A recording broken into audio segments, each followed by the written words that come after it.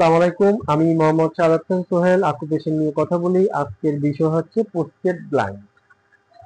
যাদের পোস্টেড জনিত সমস্যা আছে আপনারা এই পয়েন্টে অকুপেশন করবেন। পোস্টেড হাতটা এভাবে করবেন, তারপর এই পয়েন্টে অকুপেশন করবেন। এটা পোস্টেড ব্লাইন্ড।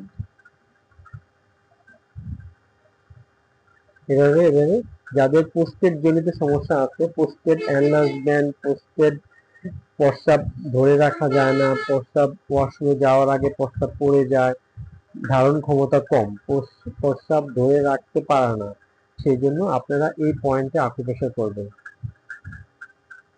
এভাবে ভিডিওতে দেখানো পয়েন্টে নিয়মিত আকুপ্রেশার করবেন।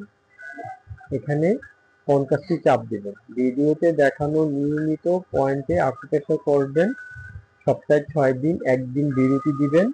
50টি করে চাপ দিবেন, দিনে 2 বেলা।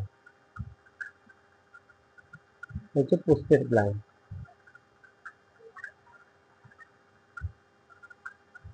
এভাবে এভাবে ঘুরিয়ে ঘুরিয়ে আকুপ্রেশার করবেন। পোস্টেড ব্লাইন্ড আমাদের অনেক সেন্সিটিভ পয়েন্ট, ডাক্তার বলবে যে পোস্টেড কেটে ফেলে দেন, আপনারা আকুপ্রেশার করবেন। এভাবে নিয়মিত আকুপ্রেশার করবেন।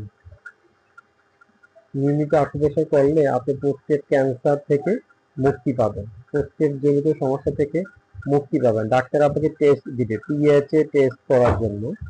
আপনারা এভাবে নিয়মিত আকুপ্রেশার করবেন। ধন্যবাদ, ভালো থাকবেন। যাদের কাছে আমার এই ভিডিওটি ভালো লাগছে তারা আমাকে লাইক দিবেন, এবং যাদের বুঝতে অসুবিধা হচ্ছে তারা আমাকে কমেন্ট করবেন, এবং যাদের এই পোস্টেড জনিত সমস্যা আছে তাদের কাছে আমার এই ভিডিওটি শেয়ার করে দেবেন। ধন্যবাদ, ভালো থাকবেন।